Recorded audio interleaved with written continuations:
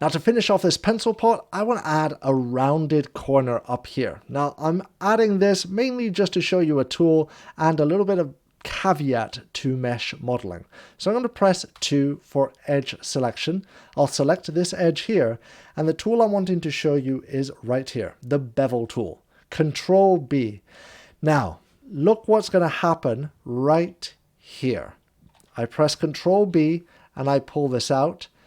You see how that's going all the way into that corner?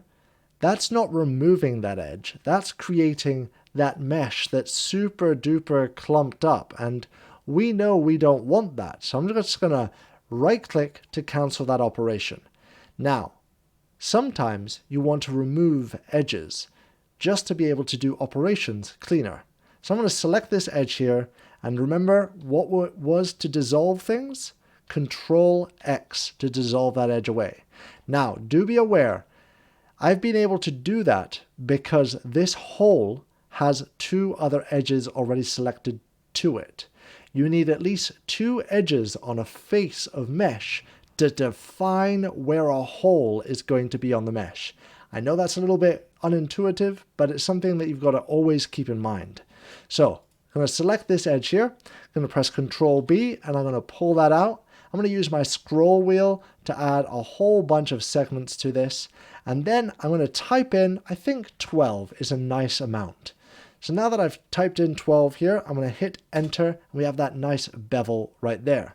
Now I want to add a bevel to this outside too. So I'm going to hold, I'm going to left click, and then I'm going to hold down Control to do something called a chain path selection. And that's going to select the quickest path to there. Okay, I'm going to do that bevel once again. So Control B, and I'll pull that out. I'm just going to left click it over here because I want to open up the bevel operator panel so that I can play around with this right here. So as you see, I'm wanting to get to the point right around there, which is 15, by the way, and that's going to give me a nice little 2mm thickness right there. Now, what we're doing is mesh modeling.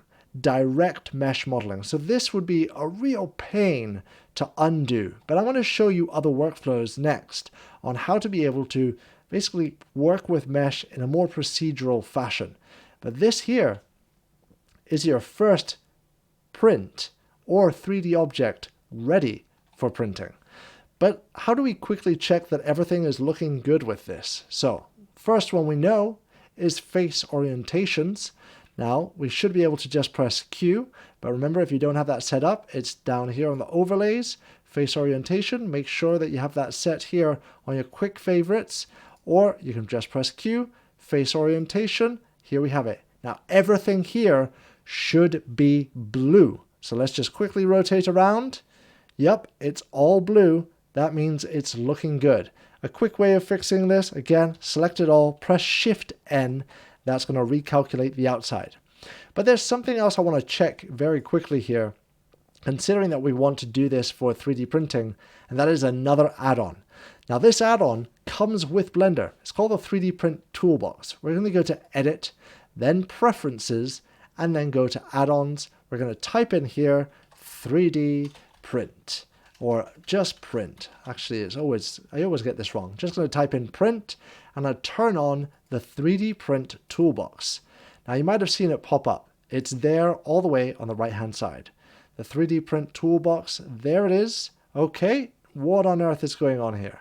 All you need to know is that if you click this here and you're going to click Check All, it should come back with all zeros. Now, if that's not coming back with all zeros, it means that there's usually some sort of problem with your mesh. I have an entire video free on YouTube that's linked underneath this video that lets you understand all of these problems and how to solve them.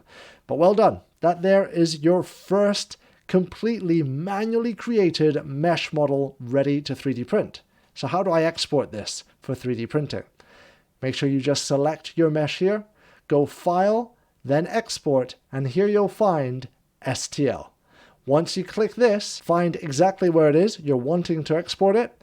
Make sure that it's select only, so then that way, if you have any other objects in your scene, it's only going to select and export the one that's selected.